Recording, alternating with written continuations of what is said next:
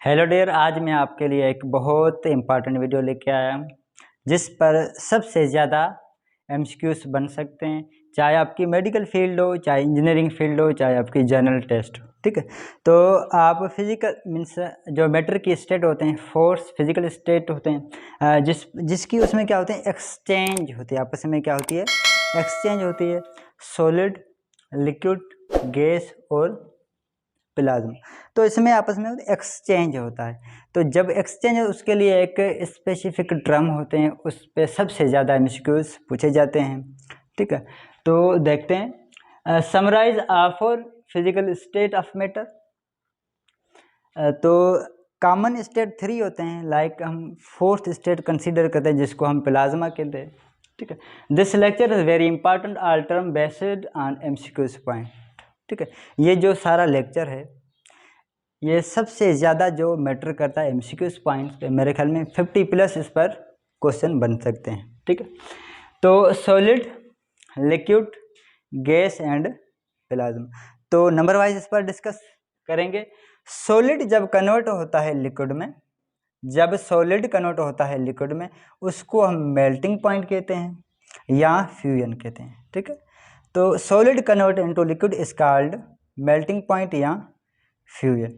तो उस पर एक और भी अराइज क्वेश्चन होते हैं। जब सॉलिड कन्वर्ट होता है लिक्विड में तो उसमें लेटेंट हीट क्या होती है, टेम्परेचर का इफेक्ट क्या होता है, टेम्परेचर इंक्रीज होता है, डिक्रीज होता है, इंटर मॉलिक्यूलर फोर्स डिक्रीज होती है या इंक्रीज।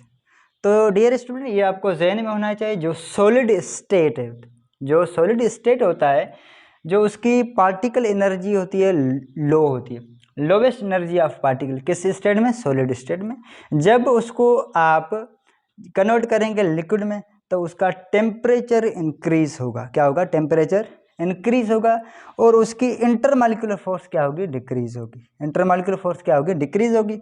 और लेटेंट हीट हम उसको कहते हैं जब ऐसा थर्मोडायनामिक सिस्टम, उसमें एनर्जी एब्जॉर्ब होती है या गेन होती है, उसको हम कहते हैं लेटेंट हीट। कोई भी ऐसा सिस्टम जिसमें एनर्जी गेन भी हो या लॉस भी हो, उसको हम कहते हैं लेटेंट हीट। ठीक है, तो उसके बाद जैसे आप लिक्विड की जो पार्टिकल एनर्जी होती है वो इंटरमीडिएट होती है एज कंपेयर गैस और सॉलिड की। तो इसकी इंटरमीडिएट पार्टिकल्स एनर्जी होती है। जब लिक्विड आप कन्वर्ट करेंगे गैस में, जब liquid convert into gas as known as vaporisation या उसको बॉइलिंग पॉइंट कहते हैं। ठीक है, उस पर जो क्वेश्चन अराइज होते हैं, जब लिक्विड कन्वर्ट होता है गैस में तो उसका टेम्परेचर क्या होता है, इंक्रीज होता है, और उसकी लेटेंट हीट क्या होती है, इब्जॉर्ब होती है, और उसमें इंटरमॉलिक्यूलर फोर्स क्या होती है, डिक्रीज होती है। तो इसमें प्रेशर का क्या असर होता है, प्रेशर जब क्या होता है, प्रेशर यहाँ पर क्या होता है, डिक्रीज होगा। प्रेशर क्या होगा, डिक्रीज होगा। उसमें नंबर ऑफ कोलियन भी इंक्रीज होगी और केमिकल काइनेटिक एनर्जी भी इंक्रीज होगी। तो उसके बाद तो आप देखेंगे गैस जब कन्वर्ट हो जाए प्लाज्मा में, तो आपको ये जहन में होना चाहिए, जो गैस की एनर्जी होती है हाई एनर्जी ऑफ पार्टिकल, इसकी जो एनर्जी होती है हाई होती है, जिसको हम कहते हैं काइनेटिक एनर्जी सबसे ज़्यादा किसकी होती है, गैस की। जब गैस कन्वर्ट होता है प्लाज्मा, हम उसको कहते हैं आयोनाइजेशन। क्या, आयोनाइजेशन। जब इसकी एनर्जी होती है हाईएस्ट एनर्जी होती है,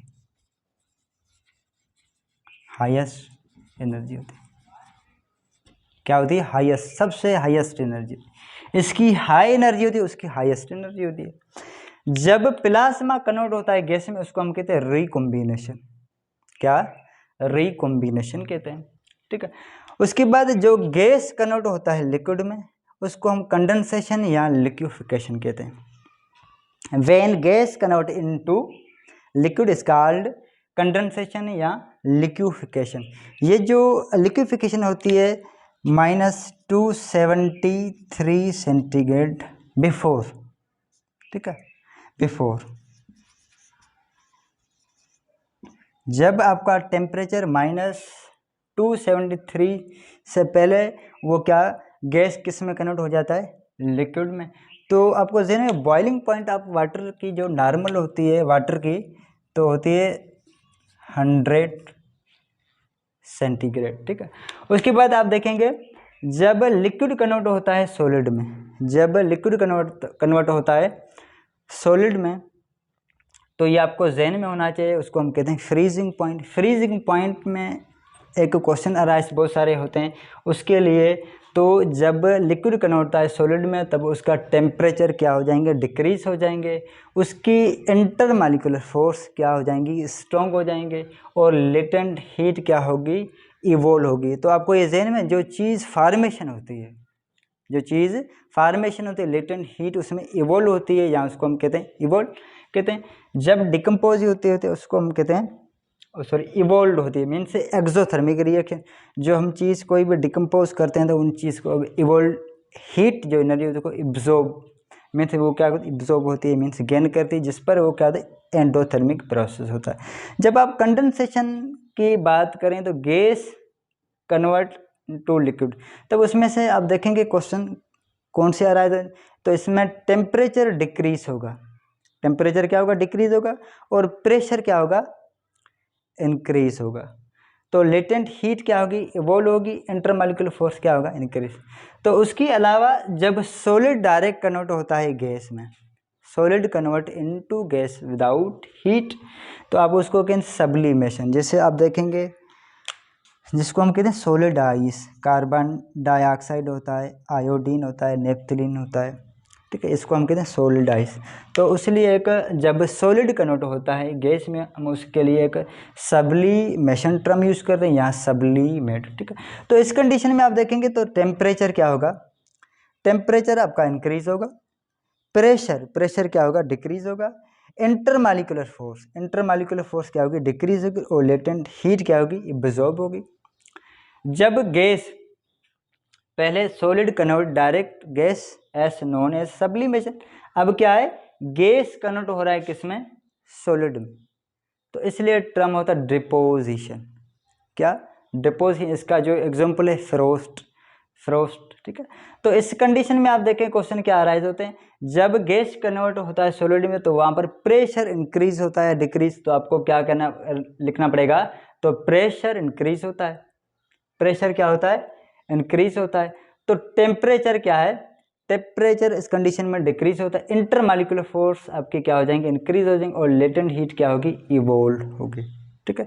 तो ये सारे के सारे टर्म जो हैं तो आपको ये ज़हन में होना चाहिए। केमिस्ट्री के बेस पर मैं बात कर रहा हूँ जो टर्म, तो इसमें डिफरेंट टर्म हैं, जैसे melting point, boiling point, condensation, liquefaction, और जो सब्लिमेशन, रिकॉम्बिनेशन, आयोनाइजेशन, ठीक है। ये बहुत सारे इसमें टर्म जो शन पर ख़त्म हो रहे हैं।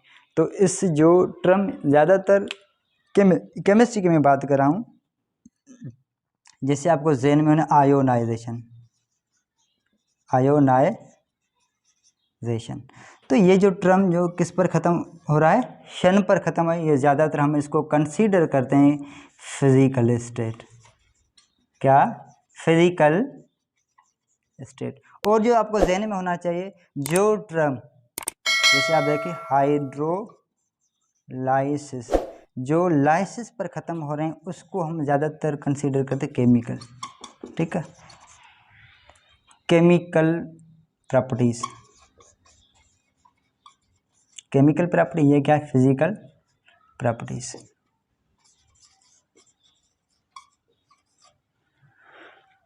जो टर्म शन पर ख़त्म है ज़्यादातर केमिस्ट्री में, जैसे बायो की मैं बात नहीं कर रहा, जैसे डाइजेशन है, डाइजेशन आपका क्या है, एक केमिकल प्रोसेस है, ठीक है। तो इसलिए जो केमिस्ट्री के में यूज़ हो रहे हैं, जो आयोनाइजेशन, जो टर्म शन पर ख़त्म है उसको हम ज़्यादातर फिजिकल प्रोसेस कहते हैं, और जो टर्म लाइसिस पर ख़त्म होते हैं तो उसको हम कहते हैं केमिकल प्रॉपर्टीज़, जैसे हाइड्रोलाइसिस है, और जो ये क्या, आयोनाइजेशन है, ठीक है। तो ये आज लेक्चर सबसे ज़्यादा इम्पॉर्टेंट आपके लिए, सबसे ज़्यादा इसमें से क्वेश्चन आते हैं। ओके।